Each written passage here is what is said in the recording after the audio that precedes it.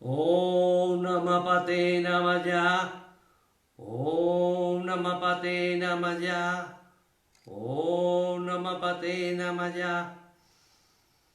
Om Namah Pate Namaya. Om Namah Pate Namaya. Om Namah Pate Namaya. Om Namah Pate Namaya.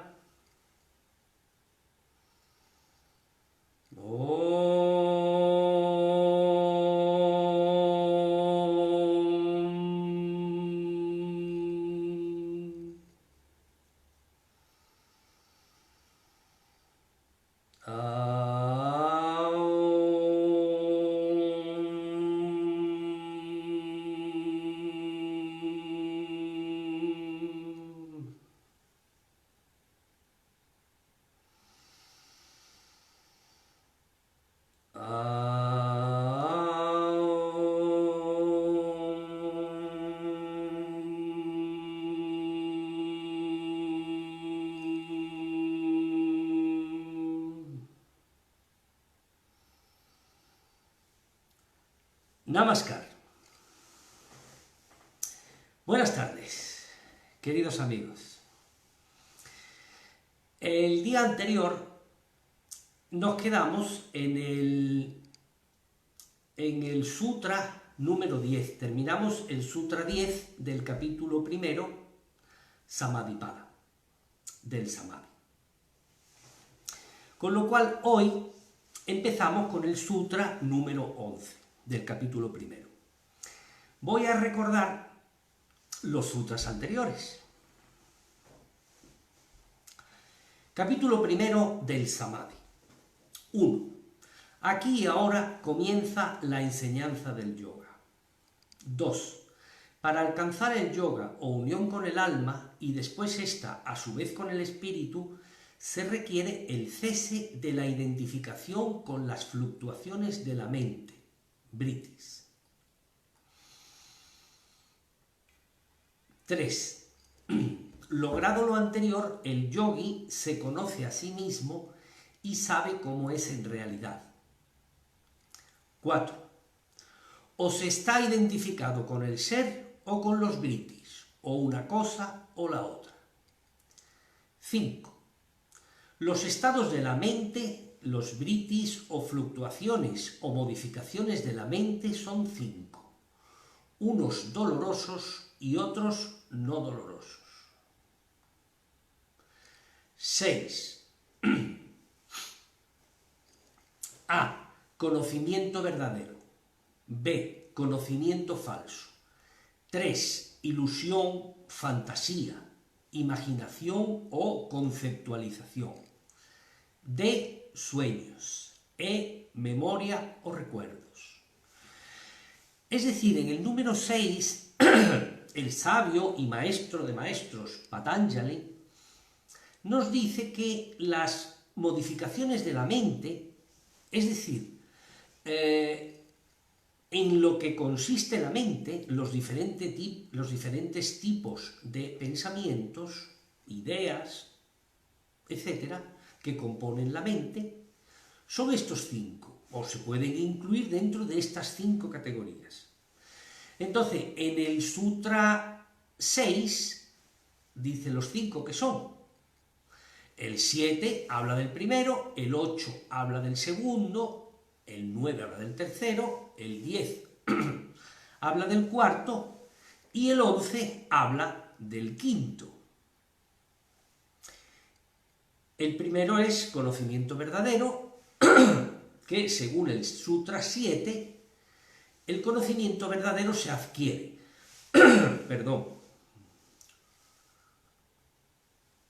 El conocimiento verdadero se adquiere por la percepción correcta, la deducción y por el estudio de las escrituras sagradas. Al hilo de esto, quiero hablar de lo importante que es el estudio de las escrituras sagradas. Nuestra mente como no disponemos de ella totalmente, es decir, ella nos domina en vez de nosotros dominarla a ella, pues ella se apega o se hace una con las distintas ideas a las que la unamos. De tal manera que si unimos nuestra mente a pensamientos e ideas negativas, destructivas, erróneas, nuestra mente va a ser así. Va a tener unas ideas, unos pensamientos, unas concepciones, unas visiones, una forma de percepción del mundo negativa y errónea. Por eso es muy importante el estudio de las escrituras sagradas, porque en ellas está la verdad.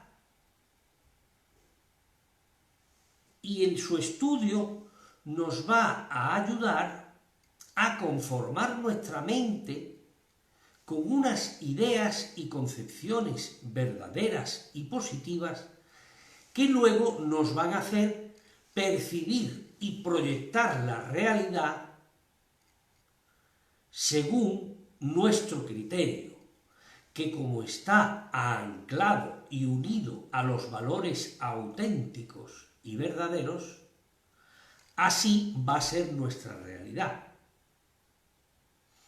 Así que es muy importante el estudio. Yo sé que hay personas que le cuesta mucho trabajo porque o no tienen el hábito o lo han perdido, pero es importante el estudio de las escrituras sagradas y puede uno hacerlo poco a poco, como si fuera a empezar a hacer ejercicio. Si uno nunca ha hecho ejercicio, no puede ponerse a hacer ejercicio varias horas de golpe, sino que va haciéndolo a poco.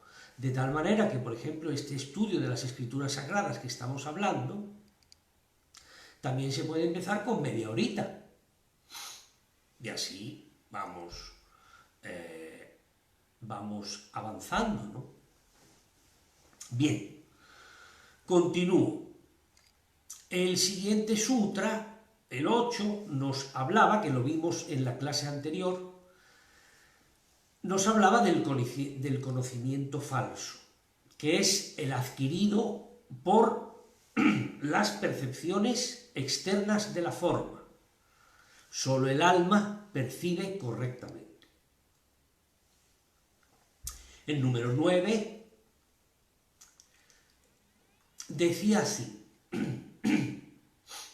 la ilusión, fantasía, imaginación o conceptualización es el resultado del conocimiento adquirido de la comunicación verbal que no tiene sustancia real permanente.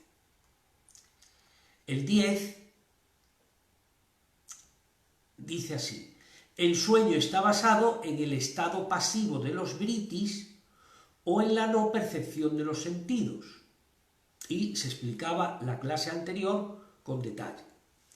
Y ahora nos quedábamos en el número 11, que habla de la memoria, que es el quinto tipo de vritis. Bien. Y dice así el Sutra 11. Esta es la traducción. La memoria es retener lo conocido. Consiste en que los vritis no se desvanezcan o cuando alguna impresión los retorna a la conciencia. La memoria puede proceder del conocimiento verdadero, del falso, de la fantasía y de los sueños. Cuando, por ejemplo, oímos una palabra, produce el mismo efecto que una piedra arrojada en el lago de Chita. Levanta sucesivas ondas en la materia mental y estas ondas son la memoria. Lo mismo sucede en el sueño. cuando la clase de onda denominada sueño levanta una serie de ondas de memoria, resulta entonces el ensueño, que es otra modalidad de onda que en estado de vigilia es memoria. Tendemos a recordar nuestros gustos y aversiones. Nuestra manera de interpretar las experiencias que vivimos y relacionar nuestros recuerdos con nuestras vivencias refleja esto. La memoria es una función del deseo.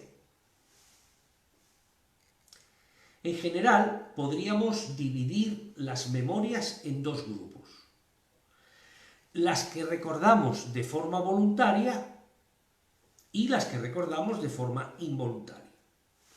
Estas últimas normalmente son activadas por asociaciones con experiencias presentes y alimentadas por las emociones cargadas de deseo que se almacenan en el subconsciente. Las memorias y las emociones de deseo constituyen los samskaras,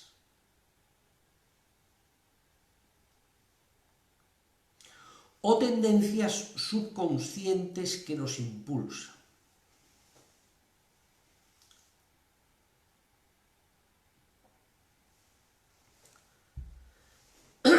El yoga incluye la limpieza de todos estos samskaras o impresiones grabadas en nuestro subconsciente.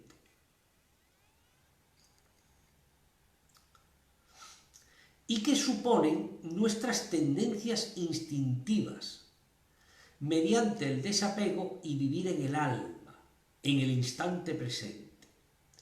De este modo, los samskaras van perdiendo fuerza y la memoria se vuelve cada vez más voluntaria. Para que las meras impresiones puedan considerarse modificaciones mentales, se requiere que esas impresiones potenciales se activen en forma de imágenes mentales. Bien. Con este Sutra 11 terminamos la exposición de Patanjali de los Vrittis en sus 5 categorías. Bien, ha salido el término samskara y me gustaría explicarlo un poco, dada su relevancia, para aquel que sea la primera vez que escuche esta palabra. El samskara, o los samskaras, los podemos relacionar con los vasanas. Bien. Y con el karma. Karma significa acción. Nosotros en esta vida y en las vidas anteriores y en las próximas actuamos. Entonces, estas acciones son el karma. Karma significa acción. Toda acción tiene como resultado una consecuencia que es de la misma naturaleza y del mismo grado que la que se produjo inicialmente. Estas acciones, a su vez, se repiten en el tiempo. Pongamos un ejemplo para mayor comprensión. Por ejemplo, comer un dulce, comer dulces. Una persona se come un dulce y eso genera una impresión, un vritti, una impresión en su mente de un placer transitorio. Qué rico está el dulce, ¿no? Esa impresión que se ha generado en la mente, podemos decir que es un samskara. Si se hace repetido. Es decir, el samskara es la impresión que cuando se hace repetidas veces ya genera, como si dijéramos, un apego, y ese es el vasana. El vasana es la tendencia que conforma ya nuestra personalidad, de que cada vez que pasamos por una pastelería, pues como la memoria está en el pasado, recuerda, y se ha hecho muchas veces, o sea, se ha comido muchos dulces, pues entonces la mente recuerda esa impresión que se ha producido repetidas veces y entra a la pastelería y se come un dulce. Así una y otra vez y otra vez. Claro, si ese samskara, esa impresión, se convierte en un vasana, en una tendencia, pues ya cuando muramos, cuando, mejor dicho, desencarnemos y reencarnemos, pues si ese vasana ha sido fuerte, pues entonces esa tendencia se va a manifestar en la próxima vida. Y entonces vamos a tener un gusto muy grande por los dulces. Esto es un ejemplo, ¿no?, para la comprensión de cómo funcionan las impresiones y las tendencias.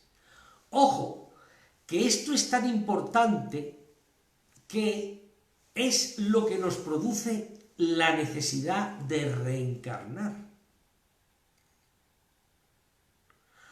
Porque se dice que cuando el espíritu está en el periodo entre vidas y tiene apegos, tiene vasanas, tiene samskaras y vasanas, entonces tiene sed de satisfacer esas tendencias, esas impresiones. Y entonces quiere reencarnar, hasta el punto de que vuelve a reencarnar. Por eso a continuación veremos cómo tenemos que hacer para liberarnos de esto.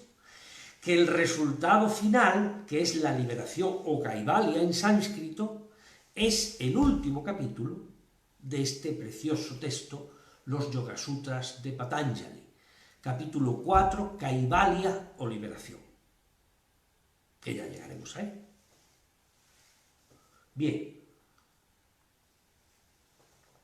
ahora vamos al sutra número 12, siguiendo en el capítulo primero del Samadhi. Sutra número 12. Dice así: la eliminación de las modificaciones de la mente se logra mediante la práctica constante, abhyasa, y el desapego, vairagya. Los términos los pongo porque son importantísimos y se van a repetir. Así que hay que ir familiarizándose con ellos. Bien, hemos visto en los primeros sutras que lo que nos impide alcanzar el yoga o unión con nuestro ser es la mente. Nuestro querido Patanjali nos explica maravillosa y magistralmente cómo está compuesta la mente, de sus 5 categorías de vrittis, que esto es lo que nos estorba para conectar y unirnos a nuestro ser. Ahora, en el Sutra 12, nos dice que la eliminación de las modificaciones de la mente se logra mediante la práctica constante y el desapego. Estas dos siempre van juntas. Ahora pongo yo el comentario. El egoísmo surge de la identificación con las fluctuaciones que nacen dentro de la consciencia.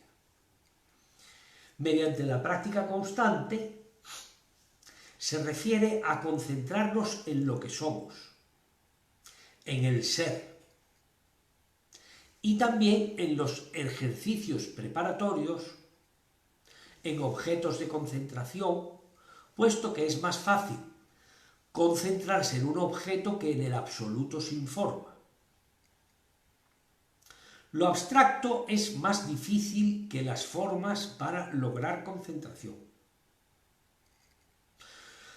Por eso siempre, como yo explico en mi primer libro, Meditación, ¿por qué, cómo y para qué?, que hay un capítulo dedicado expresamente a la concentración, que hay que empezar por practicar la concentración en objetos materiales y poquito a poco se va sutilizando y haciendo más liviano el objeto de nuestra concentración. O estamos en el ser o estamos en el ego. Por esto, si dejamos de centrarnos en el ser, somos abrumados y arrastrados por el egoísmo. Práctica constante consiste en recordar permanentemente las 24 horas del día que somos el ser en medio de todos los cambios y movimientos temporales de la vida. No se trata de trabajos o prácticas esporádicas, sino de repetir incansablemente la práctica para arrancar de nuestra mente hábitos y modificaciones enraizados, sustituyéndolos por las impresiones del alma.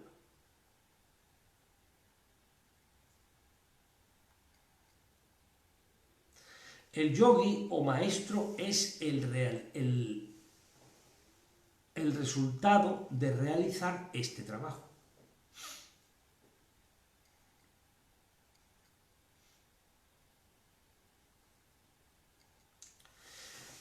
El desapego consiste en el cese de la identificación con nuestro ego. O sea, dejar de identificarnos con lo que no somos. Y nosotros lo hacemos al revés. De ahí la ignorancia espiritual, que es identificarte con quien no debes. Nos identificamos con nuestra mente, con el ego, y no creemos ni que exista el ser, y aunque lo creamos, pues no sabemos o no queremos, no le prestamos la atención suficiente para la comprensión de que tenemos que identificarnos con el ser. Por eso es necesario un cierto desenvolvimiento del alma para la adecuada comprensión de estas enseñanzas. Y una vez comprendidas, llevarlas a la práctica. Repito, el desapego consiste en el cese de la identificación con nuestro ego. O sea, dejar de identificarnos con lo que no somos, los pensamientos y emociones pasajeros e impermanentes basados en las percepciones de los sentidos o en la memoria. A medida que el practicante deja partir estos movimientos de la mente que han sido suprimidos en la mente subconsciente a través de la técnica, como la meditación de dejar pasar los pensamientos y emociones que surgen en nuestra consciencia, retornando a nuestro punto de concentración elegido, como por ejemplo la respiración nasal. O también mediante la técnica de recurrir a uno o varios mantras bija, cuando aparece en nuestra mente un pensamiento o emoción no deseados. Y después de esto, lo que queda es la consciencia pura. Es decir, el ser se hace manifiesto. Por medio del desapego, se produce el desaferramiento de las percepciones de los sentidos, llegándose a la liberación, siendo el alma el dueño de sus sentidos y de todas sus percepciones. Esto no significa que se atrofien o no utilicen, sino que el yogui los utiliza cuando y como quiere.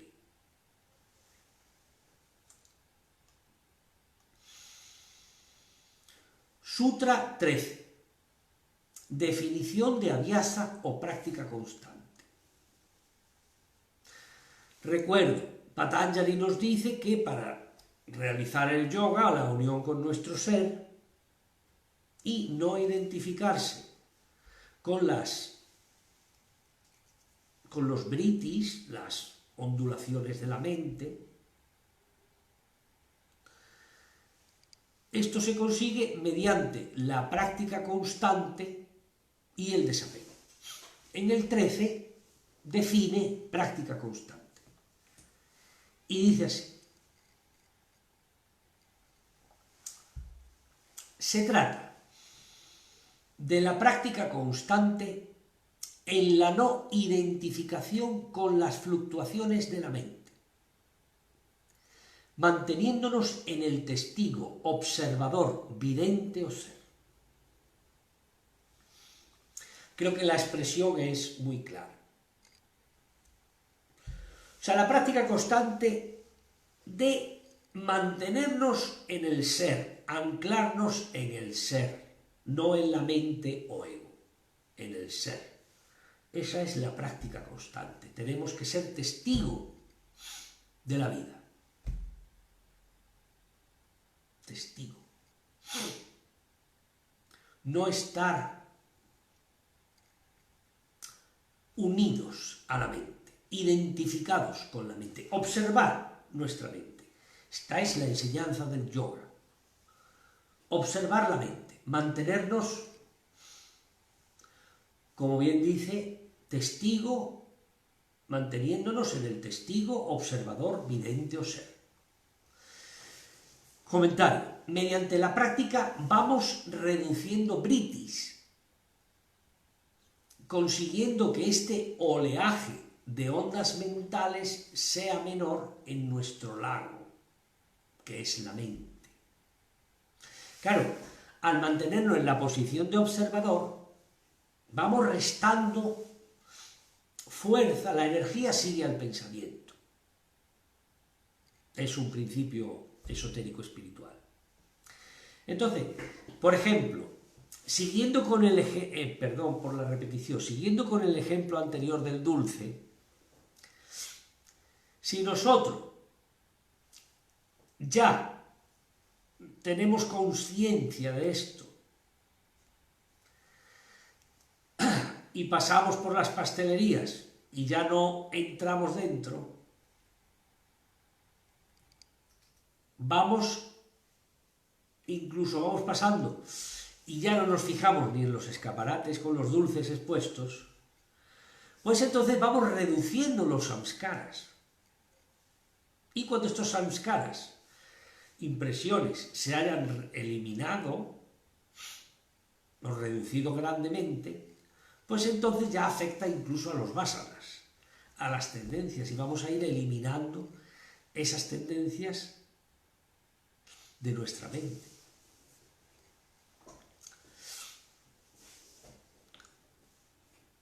La mente se mueve sin sentido, saltando de un pensamiento o emoción a otro. Es como un perro salvaje sin dueño. Una vez que nos hacemos su amo, tenemos que amaestrarlo y, una vez adiestrado, obedecerá nuestras órdenes. Igual ocurre con nuestra mente. Primero tiene que darse cuenta de que tiene un amo, luego la adiestramos y finalmente, como en el caso del perro, terminará por obedecer al amo, al ser. No tenemos que pegar al perro ni deprimirnos si no obedece. Lo que hay que hacer es darle órdenes claras, constantes y persistentes, y tener mucha paciencia. amable con la mente perro, pero firme y persistente también. Sutra 14. Dice así: esta práctica constante, necesaria para dominar la mente, ha de efectuarse con los requisitos siguientes. Hacerse por largo tiempo, sin interrupciones, y hollar el sendero con devoción y reverencia. Comentario.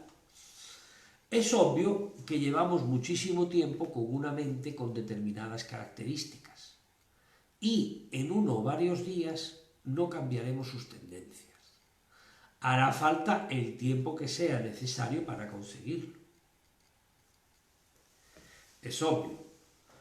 Si esta mente que tenemos, con sus vásanas, con sus tendencias, se ha formado durante 100 reencarnaciones, por ejemplo, no podemos eliminarlas en 5 minutos. Lógicamente llevará un tiempo. Hay que trabajar con paciencia. Sutra número 15. Definición de desapego, vairagya.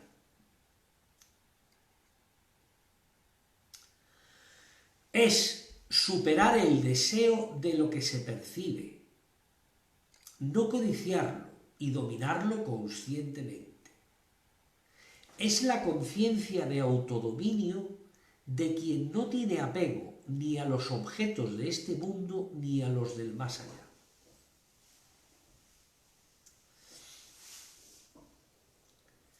Es muy interesante.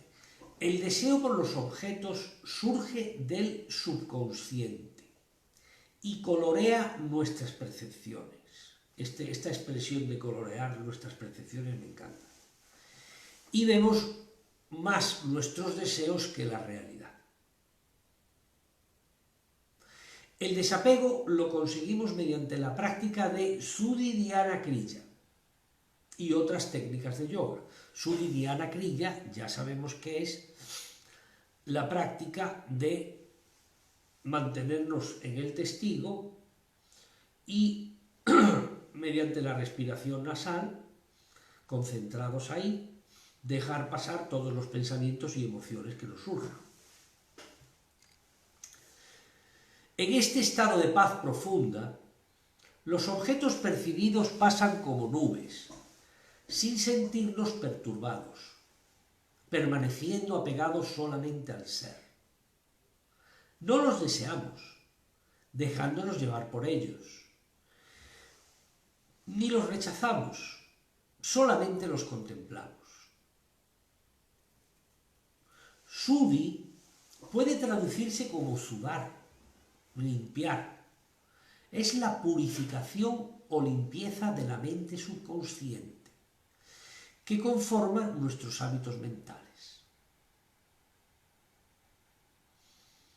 En esta práctica de meditación repetimos mentalmente desapego, dejo partir, me separo, yo no soy este pensamiento o yo no soy esta emoción.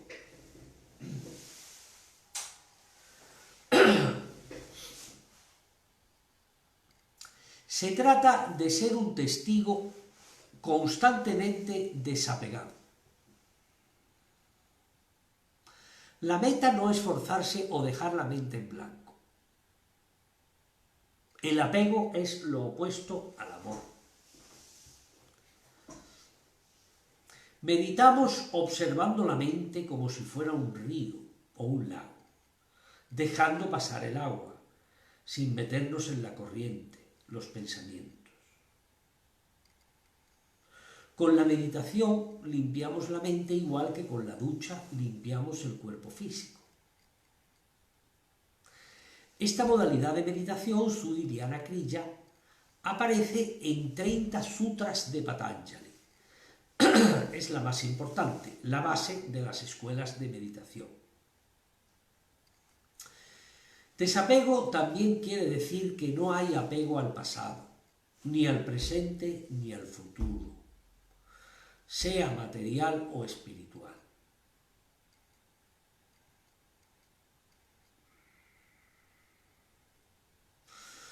La iluminación se halla en el aquí y ahora, en el estado presente. Tenemos que aprender y acostumbrarnos ya a vivir en el presente. El futuro no existe y el pasado ya existió. Lo único que existe realmente es el presente. Además, en el presente no nos falta nada. Somos seres completos y felices. Donde nos puede faltar algo es con las proyecciones mentales hacia el futuro. Pero ahora mismo, ¿qué necesitamos? ¿Qué nos falta en este instante presente? Nada. Nuestra mente, la generadora de necesidades y proyecciones en el futuro y recuerdos del pasado.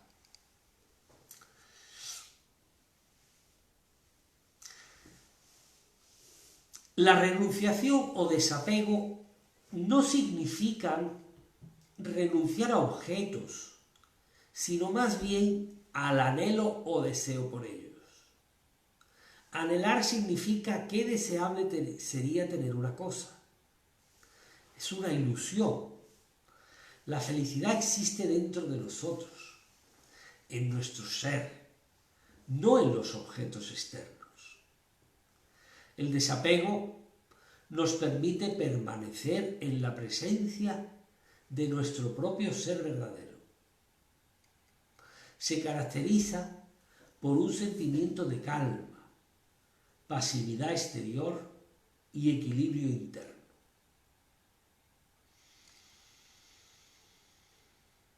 La maestría sobre el desapego comienza hacia los objetos experimentados a través de los 5 sentidos. En su presencia, al comienzo, hay un esfuerzo para no dejarse llevar por los anhelos o el deseo por ellos.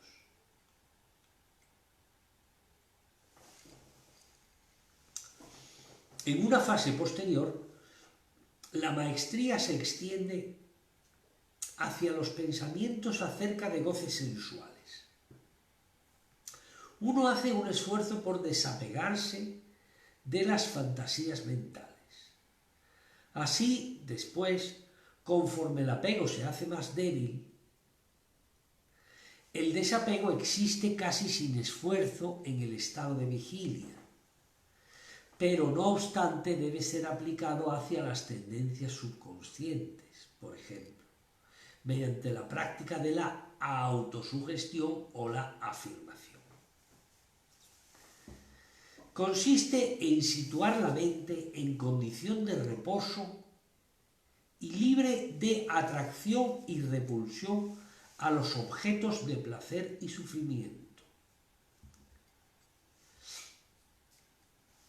Es tan importante el desapego en la restricción y posterior eliminación de las modificaciones mentales,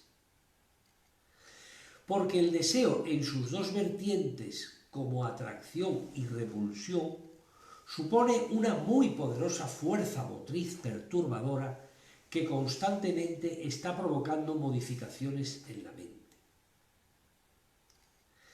En las etapas iniciales del desarrollo evolutivo, el deseo es la única fuerza impulsora y la mente se desarrolla casi únicamente como resultado del constante movimiento a que la obliga el deseo.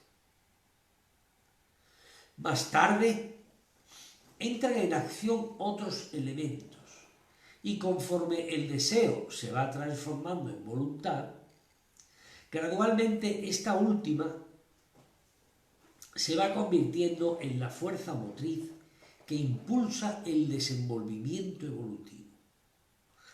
El deseo proviene del cuerpo astral o emocional y la voluntad del espíritu. En nuestra vida, el deseo tiene una enorme importancia, manteniendo a la mente en un estado de agitación permanente. Hemos de prestarle la atención necesaria al control de los deseos, porque, en caso contrario, no conseguiremos liberar a la mente lo suficiente para poder meditar adecuadamente, ya que nuestra mente seguirá atada y perturbada por los deseos y aversiones. La práctica de Vairagya consiste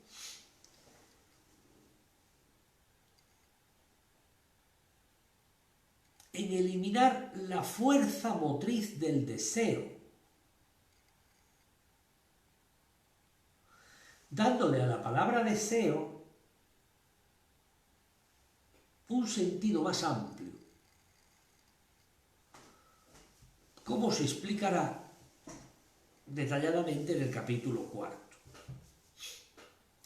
Si bien teóricamente podrían eliminarse las modificaciones de la mente solo con la práctica del desapego, Vairagya, en la práctica no sería recomendable porque es como si quisiéramos detener un automóvil cerrando solo la entrada de carburante.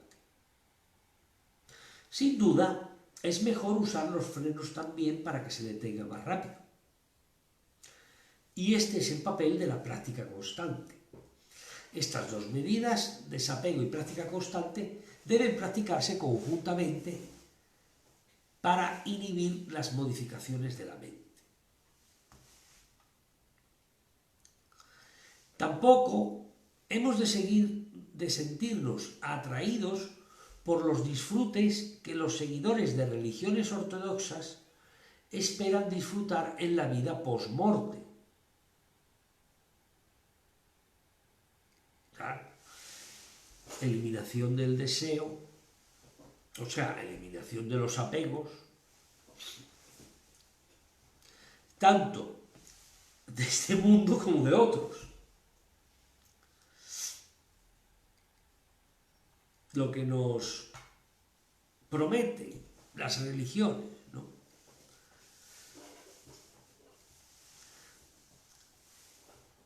La práctica de Vairagya también sirve para conseguir esto. El yoga es distinto, conlleva una forma de vida siguiendo prescripciones morales concretas que aseguran una vida más feliz en el más allá. La filosofía del yoga no niega la existencia de cielos e infiernos. Los considera también temporales y sujetos a ilusión. Los placeres celestiales no tienen comparación con la gloria y poderes que alcanza el yogi cuando su conciencia pasa a planos más elevados. Incluso tendrá que renunciar a ellos para lograr su meta final. Todo poder y placer nacidos del contacto con la materia y que no esté dentro del ser y por lo tanto no ayude a la integración del yogi, queda incluido dentro de los objetos a desapegarse. El verdadero desapego consiste en lograr el dominio consciente sobre los deseos, mediante la destrucción deliberada y consciente de todas las atracciones y repulsiones con los apegos correspondientes. El control de los vehículos de conciencia por cuyo medio se sienten los deseos y la conciencia de dominio que acompaña a semejante control son los elementos esenciales del desapego. Para conseguir este dominio hemos de haber estado en contacto con tentaciones de toda clase y hemos de haber salido triunfantes y ni siquiera haber sentido la más mínima atracción o repulsión, pues mientras existan, aunque no se sucumba a las tentaciones, no se ha dominado por completo el deseo.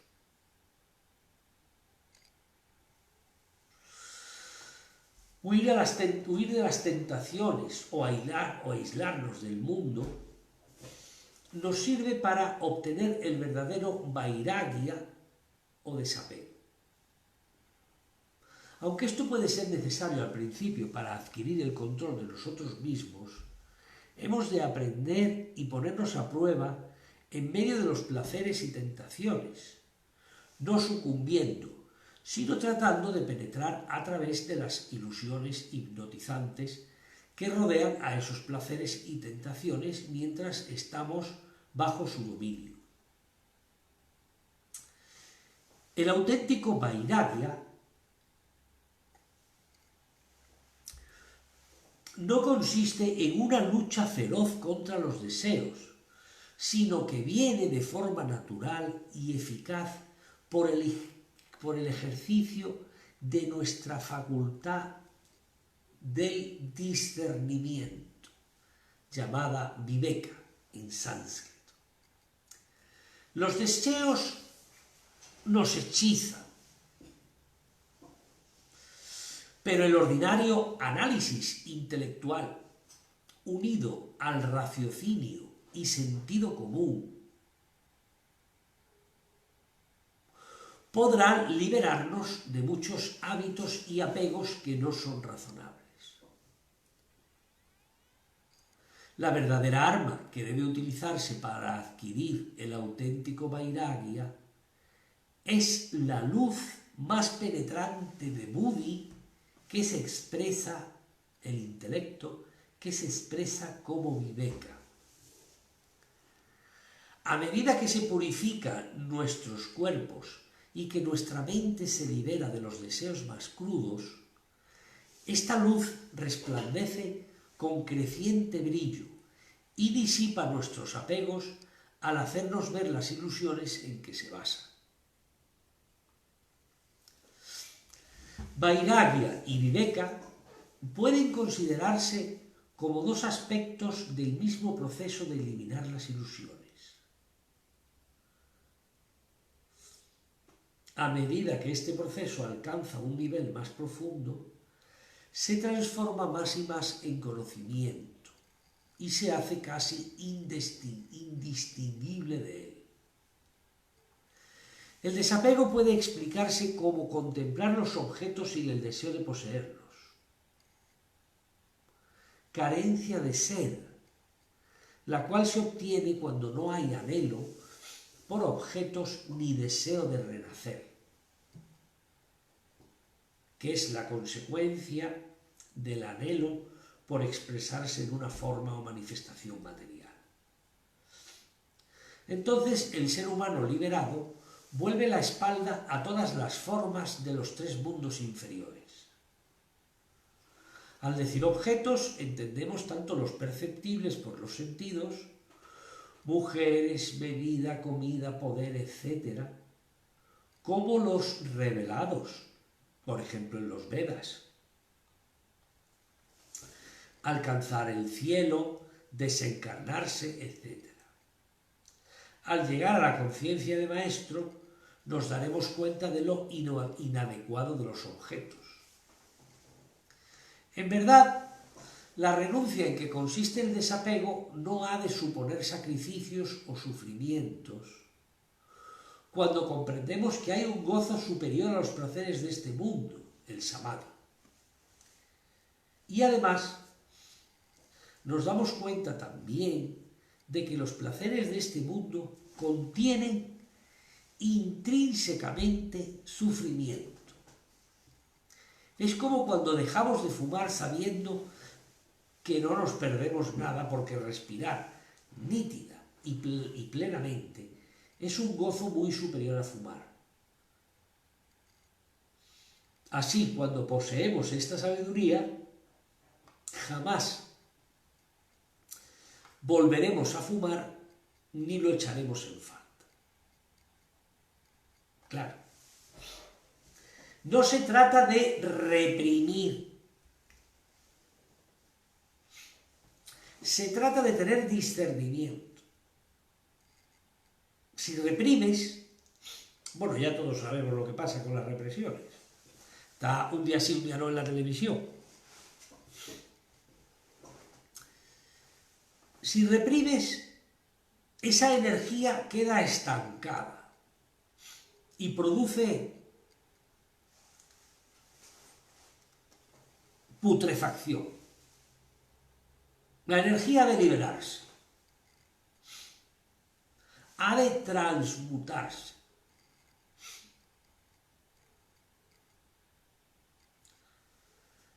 Si no lo haces de una manera, tienes que transmutarla, en este caso a través del discernimiento, llegar a la comprensión de que no te interesa llevar a la práctica esa energía de esa manera y transmutarla en algo superior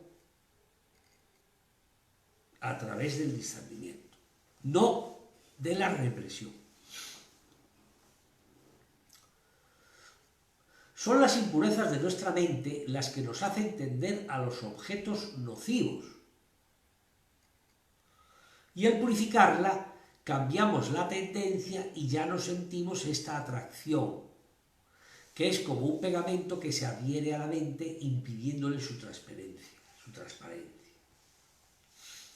Una vez abolidas estas tendencias negativas, ya no nos sentiremos atraídos por ellas. De ahí que decía yo hace un rato que es muy importante el estudio de las escrituras sagradas. Este texto es una escritura sagrada también, porque habla de lo sagrado, de lo divino, de lo eterno. Porque así vamos haciendo una mente pura. La Bhagavad Gita nos ilustra así: los poseedores de la sabiduría, unidos en la misma visión egoica, que renuncian a los frutos de sus obras, libres ya de la esclavitud del renacimiento, llegan al hogar donde no existen tristezas.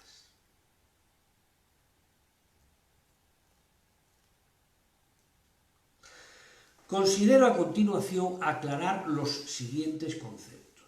1. El cielo es un estado de conciencia en el plano astral, concreción de los deseos de paz, descanso y felicidad de la persona. 2. El devacham es un estado de conciencia en el plano mental, al cual pasa el alma sin su cuerpo astral. Está en un orden superior al cielo común. Y 3. El nirvana. Al nirvana pasa el adepto cuando se ha desapegado de los 3 mundos inferiores. En puridad, los adeptos que han obtenido el desapego, pero que han decidido quedarse aquí para ayudar a los seres humanos, sacrificándose,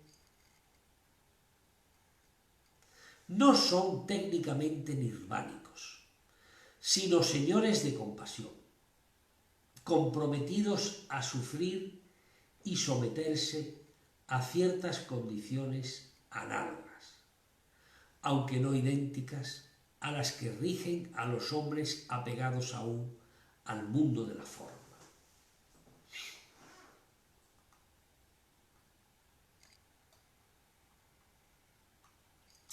Bien, lo vamos a dejar aquí hoy, amigos, y el próximo día continuamos por el sutra número 16.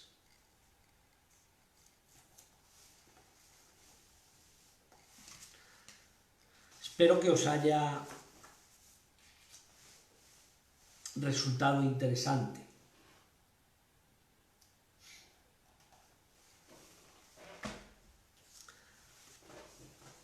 e instructivo.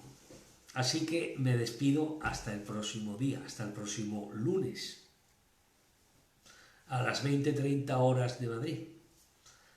Gracias. Namaskar.